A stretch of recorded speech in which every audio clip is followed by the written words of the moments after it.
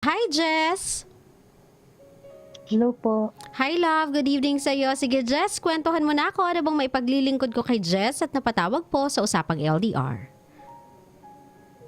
Gusto ko lang po sanang mag-share about Mhm. sa ate ko. Okay.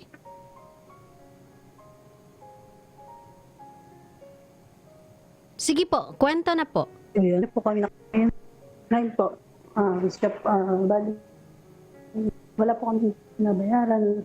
Teka lang, Wala po love, kami love, nabayaran. wait lang. Medyo mahaba-haba na yata yung nakwento mo. Napuputol-putol tayo, love, ha? Hanapan mo lang ako ng maganda-gandang reception, please. Hello. Okay Okay. na ba? Yan, better. Sige, go. Try. Yun po, yung kasi po sa kanya kami nakatira. Ngayon, wala po kami sinasagot, kundi pagkain lang. Mm. Wala lang po, pag minsan parang lalo po pag mainit ang ulo niya, araw-araw halos po niya binabanggit yung mga magagawa niya. Dito po kami nakatira. Tapos, minsan parang napapahiya po ako sa ibang tao. Tapos, wala na po akong sariling desisyon para sa pamilya ko, sa mga anak ko. Sa Okay. akin po, Na, pati po, Nasaan pati ba sa yung asawa mo, computer. Jess? Nandito din po, dito po kami nagtatrabaho. As in naninilbihan kayo sa ate mo. Opo. Inuwan Okay. na po kami. Okay. Tapos yung mga anak nyo andyan din. Opo. Okay. Tapos sumusweldo ba kayo sa kanya o ano? Yan Opo, na yon. sumasahod po. Sumasahod din Sumasahod kayo. po. Okay. Ang lang po kasi yung salita, mas Mm. hindi, akala niya po bata pa ako kung pagsalitaan, gano'n. Mhm. Nasasama lang po yung loob ko. Okay. Iisip ko lang po, pinagbibigyan ko po kasi dahil dito nga po kami nakatira. Kumbaga parang pakisama na rin po. Tapos yung mga anak ko, parang wala pong kalayaan maglaro, kung gusto maglaro. Tapos, yung sa mga pupuntahan ako, wala papaalam. Minsan ayaw niya pong payagan kahit sa church. Mga taong sasamahan ko, kailangan siya rin po yung pipili. Sa mga post ko po sa Facebook, parang yun po, Okay. parang feeling ko wala na pong kalayaan. Okay. Ano bang napag-usapan nyo ni hubby na hanggang kailan kayo kay ate titira? Kasi, love, ano mang gawin natin, syempre bahay niya yan. At some point, siya yung masusunod. Plus, siya pa yung nagpapasahod sa inyo. Plus, andyan pa yung mga anak mo. In all fairness naman kay ate, given na siguro medyo malaki-laki nga yung naitutulong niya sa pamilya mo. Yun nga lang, dahil siguro ate siya at siguro dahil a part of her parang nagiging firm lang, nagiging sabihin na natin na when it comes to employer-employee kind of relationship, nagiging stricto lang siya kasi syempre siya yung nagpapasahod sa inyo, nalalagpasan niya yung borderline. Minsan tinatry niya siguro maging employer sa employee tapos mix up mo siya with being ate. Naiintindihan ko na at some point gusto mo ng konting understanding sa kanya, konting euphemism kasi nga naman kapatid mo siya. Pero kapag nagsisend siguro siya ng message across, it's not because siya ay ate mo, but because siya ay employer mo. Kumbaga, naghahalo na kasi yung job mo sa professional life mo. Ngayon, tatanungin kita, Jess, ano bang napag-usapan ninyo ni hubby tungkol dyan? Tinanong mo ba si hubby na ano bang plano? Wala ba tayong pwedeng lipatan?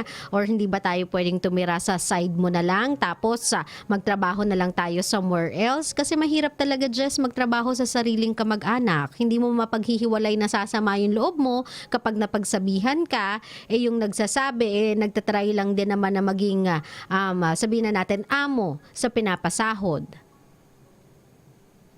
Actually po, minsan kahit hindi naman po about sa trabaho. Mm. Minsan po sa mga personal na po ng pagdidesisyon po sa anak ko. Mm. Pag-uusap po namin ng asawa ko.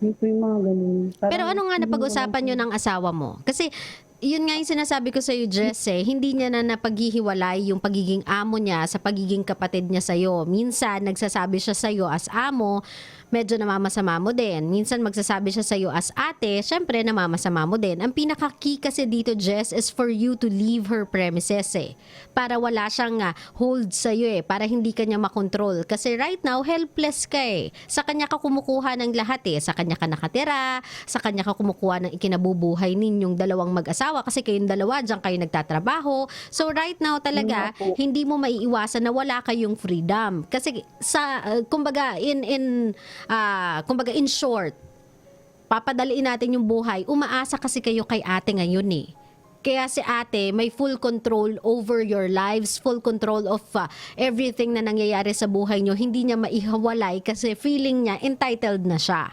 Kasi sa kanya kayo kumukuha ng ikabubuhay ninyo. Kaya ang tanong ko, Jess, ano bang napag-usapan ninyo ng asawa mo hanggang kailan kayo titira sa ate mo? Ngayon po naghahanap na po kami ng bahay para makalipad na po. Kasi ayaw niya rin po kami paglipatin.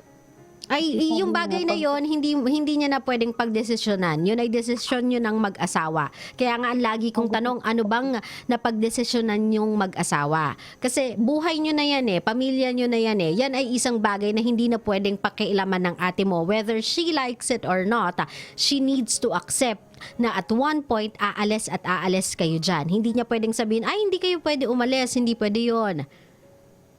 Hindi yun maaari. Desisyon nyo yon. Doon talaga nangihimasok na ng buhay si ate. Ang gusto niya po kasi, bago daw po kami umalis sa kanya, yung talagang as na may bahay na po kami sarili, hindi na po kami babalik sa kanya. Ganun po. Kasi ang mahirap po kasi hindi naman po kasi ganun kadali makabili ng bahay. Ibig po, magstay pa po kami dito ng ilang taon. Parang hindi ko na rin po kasi kaya. Naiawa din po kasi ako minsan sa mga anak ko pag gusto pong maglaro. Hindi po makapaglaro. Pero if ever ba aalis kayo, Jess, kasi syempre, hindi mo maiiwasan na may samaan ng loob pag umalis kayo dyan whether or not magkaroon kayo ng sariling bahay o paupahan yan, hindi mo maiiwasang hindi yan maiintindihan ng ate mo. But if ever lang naaalis kayo, if ever lang, saan kayo mamamasukan ng asawa mo? May nakikita na ba kayo? Kumbaga may naaay na ba kayo na trabaho? Meron na ba siyang napag-applyan? Meron na ba siyang nakitang lilipatan na trabaho? Ano pa lang namin, kasi yung katulong, katulong na kasi parang no, sorry, hindi ko na naiintindihan. Malakas. Yung isa pa po kasi problema, yung katulong niya po kasi, minsan parang boss din po sa amin dahil dito nga po nakatira. Nakukwento ko po na pumalis kami, hindi naman kami aalis sa trabaho. Bubukod lang kami ng bahay para magkaroon ng privacy. Hindi ba kayang humanap na lang ng ibang mapapasukan? Like for example, mauna mo nang maghanap si hubby, tapos after nun, saka kasumunod ng bagong malilipatang trabaho? Kasi hanggat nandyan kayo kay ate, masisilip niya kayo Mamamanduhan niya kayo kasi still, at the end of the day, siya pa rin nagpapasahod sa inyo. Wala pa po kasi kami kilala dito sa lugar na po kasi taga-Bataan po kami. Ba't di na lang bumalik sa Bataan kung saan nag-originate si hubby? Ganito, mahal.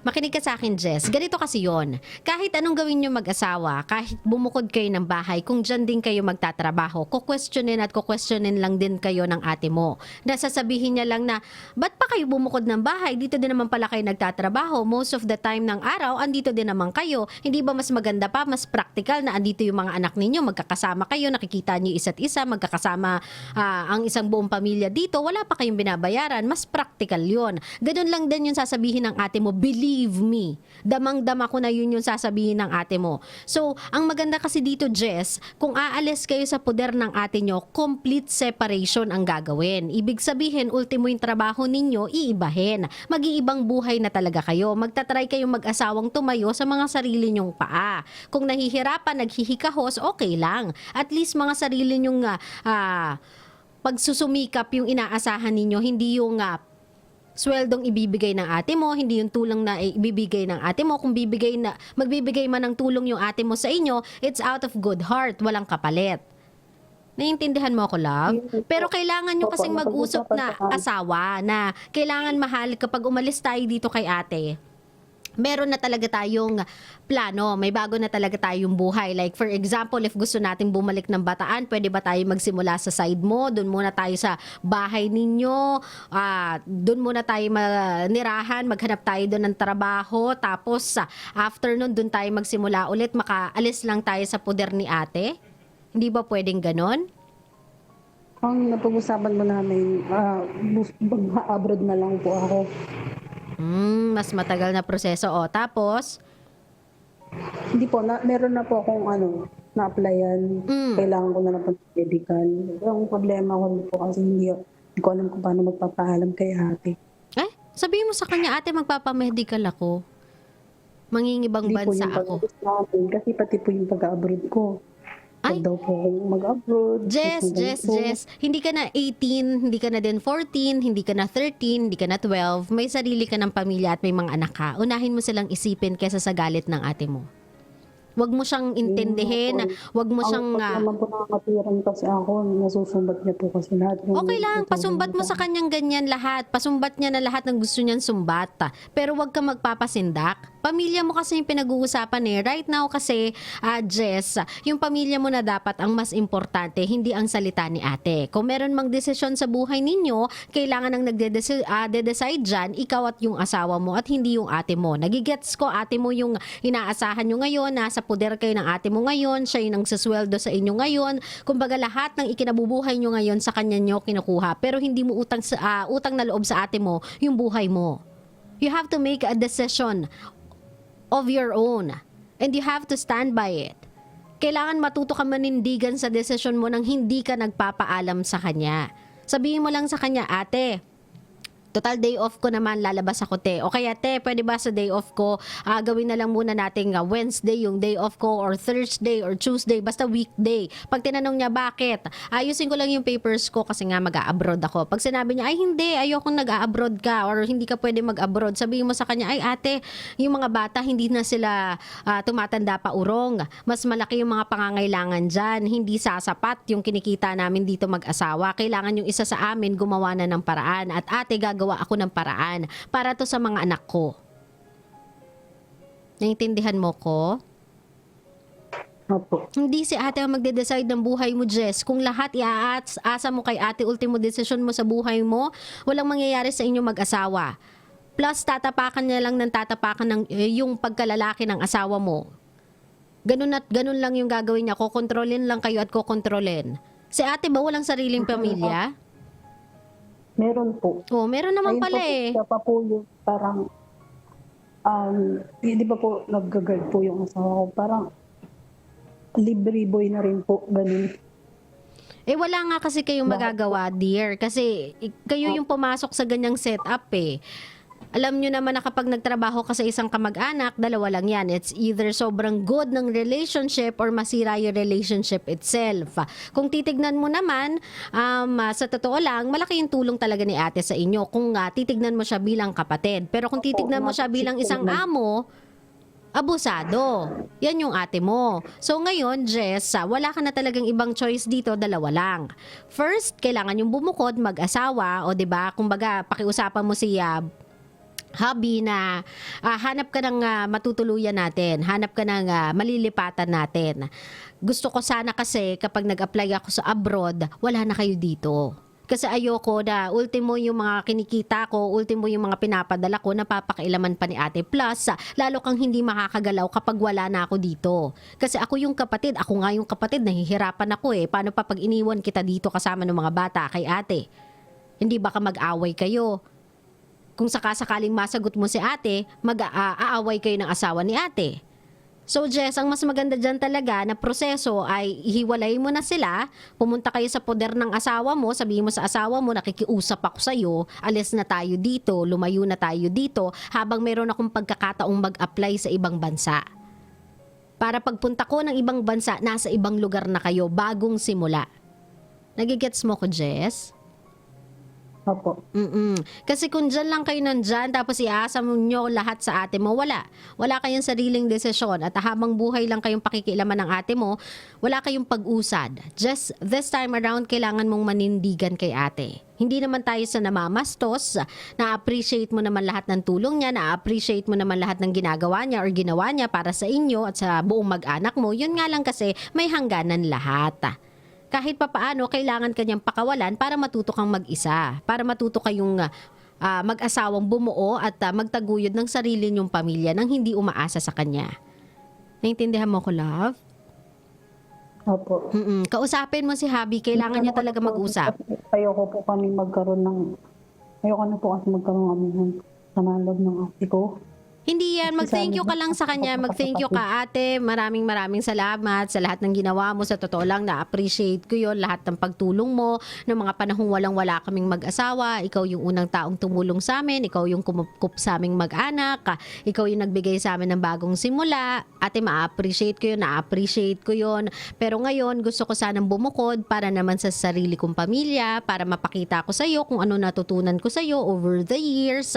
Ikaw yung inspirasyon ko. Ikaw yung idol ko, pike-pike mo na lang ng ganun.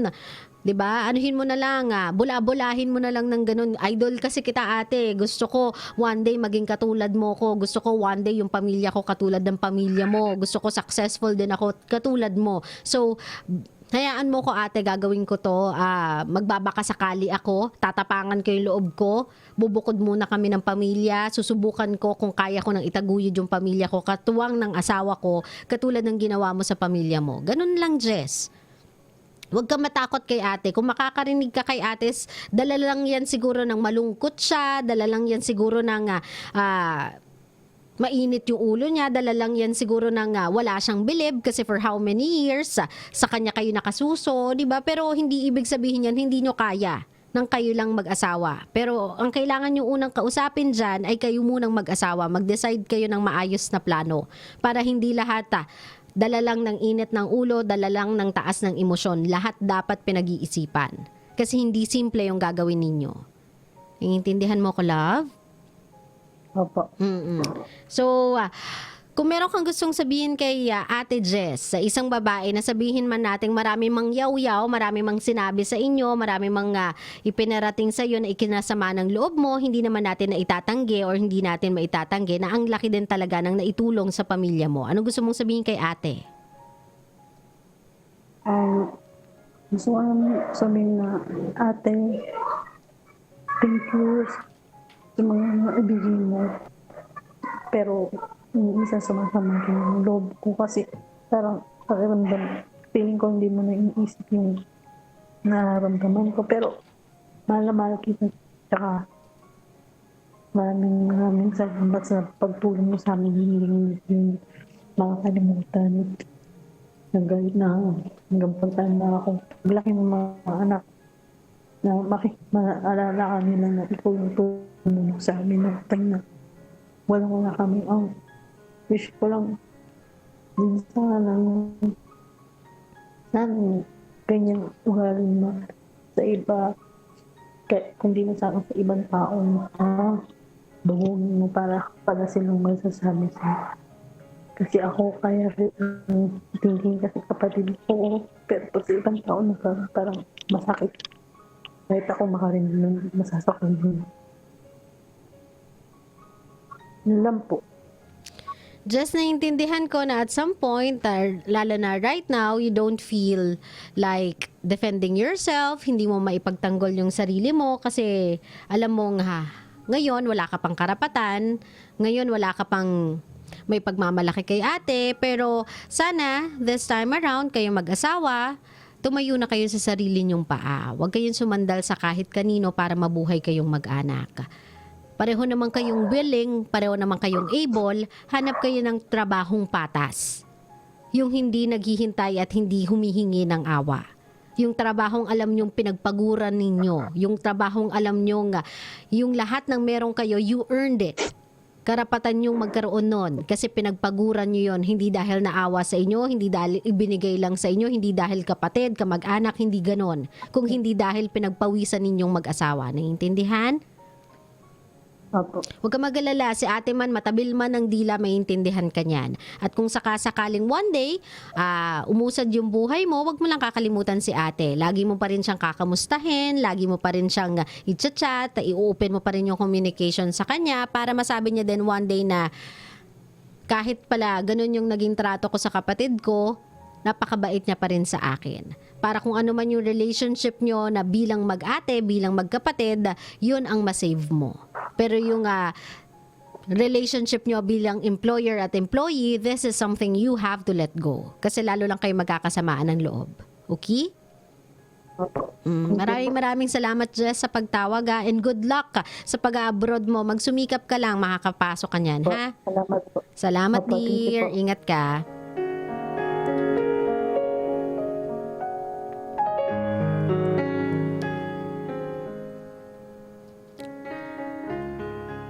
Itong ganitong mga storya, ang daming makaka-relate sa ganito. Itong mga ganitong storya, naku po, kada pamilya siguro may storyang ganito. Lagi kasi tayong merong isang kamag-anak na mas nakakaangat sa buhay. Lagi tayong merong isang kamag-anak na, alam mo yon, tumutulong sa lahat, tinatakbuhan ng lahat.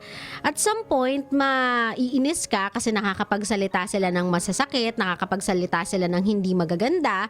Pero kasi kung iisipin mo din, kung ikaw yung nasa shoes ng kamag-anak mong yon, medyo tiring din kasi lahat naman din ng meron ka sa buhay mo pinagsumikapan mo eh. Lahat naman ng tulong na ibinibigay mo, gusto mo kasi yung tulong na ibibigay mo may pangaral para matututo din sila. Sabi nga nila, if someone is asking you for a food or if someone is asking you for a fish, you don't just give them the fish. You teach them how to fish. O diba? Parang tuturuan mo sila kung paano mabuhay, paano magsumika, paano magkaroon ng ganon. Hindi pwedeng bigay ka lang ng bigay. Kaya siguro, yung mga pangaral nila na may mistaken natin as panunumbat, yung mga pangaral nila ay na may mistaken natin as pagmamayabang, pagmamataas, hindi naman siguro sa ganon. Sometimes, they just wanna be firm. Gusto lang nilang i-send yung message across. And this time around, ayaw na nilang isipin muna yung mararamdaman kasi yun yung katotohanan. So sana sa mga receivers ng help mula sa mga kamag-anak nila na medyo nakakaangat-angat sa buhay, kahit papaano ay matuto tayong tumanaw ng utang na loob at syempre matuto din tayong i-ingest ng maayos yung gusto nilang iparating na hindi man ganun ka sabihin natin well thought of or well composed yung mga salitang sinasabi nila sa inyo at medyo matatabil nga or masasakit yung salitang nagamit, still yung mensahe ay nandun. So instead of focusing sa proseso ng pagkakabanggit, pagkakasabi, i-extract nyo yung mensahe, i-extract nyo yung message. Sometimes kasi yung message ay para sa inyo. Tapos para naman po dun sa mga taong tumutulong, para naman dun sa mga taong nagbibigay, we know, we are thankful na kayo yung tumutulong na hindi kayo nagdadalawang isip or nagdadalawang isip man, may nasasabi man, still tumutulong pa din. Naiintindihan namin na at some point siguro napapagod lang din kayo kasi paulit-ulit nangyayari. Paulit-ulit kayong nilalapitan, paulit-ulit kayong hinihingian, paulit-ulit kayong tinatakbuhan. Pero if may choice naman kasi yung mga taong yun, why would they do that? Wala naman din sila kasing choice eh. Wala na silang ibang mapupuntahan eh. And at some point kasi ikaw din yung nakakaangat-angat. So if ever you want to send a message across, wag mo namang laitin yung buong pagkatao niya. Wag mo namang tapakan yung ego niya. Wag mo namang tapakan yung pagkatao niya just because nakakaangat ka. Hindi porket sa'yo galing yung pera, may karapatan ka ng panghimasukan yung desisyon niya sa buhay, may karapatan ka ng laitin yung asawa niya, may karapatan ka ng pakialaman yung mga desisyon niya sa mga anak niya. There's still a boundary that you should still consider. Hindi po nun binibigyan, yung pagtulong mo ay hindi pass or hindi po yan license para hamakin mo yung desisyon niya sa pagpapamilya at para panghimasukan mo yung buhay niya. Sana po hindi ka sumobra. Kung tumutulong ka, sana tumutulong ka out of good faith, out of good heart. Not because you are investing. Nag-i-invest ka ng maisusumbat. Nag-i-invest ka ng mabibilang. Nag-i-invest ka ng masisingil. Na one day, if worse comes to worse, marami kang baon, marami kang bullets na ibabaril sa kanila. Wag naman sana ganon. O diba? Naranasan na din namin yan ng buong pagkabata namin. There's this one tita na laging pinupuntahan ng mga ng mga magulang ko, and may mga oras, may mga panahon na yung nanay at tatay ko ay bumabalik sa bahay namin with a heavy heart. Kasi meron nga sa kanilang binigay pero ang dami nilang narinig. May mga magulang kasing ganon, tinitiis nila yung mga masasakit na salita kasi wala nga silang choice. Gipit O 'di ba? Kumbaga, ito na yung sinasabi nilang no choice na So instead of unahin nila yung pride nila, unahin nila yung mga sarili nila, unahin nila yung feelings nila, unahin na lang nila yung mga anak nila. And sometimes, it breaks your heart bilang isang anak. Na makikita mo yung mga magulang mo, ang liit-liit ng mga tingin sa sarili nila kasi nangihiram lang sila ng pera. Sabi ko sa inyo, I've been there.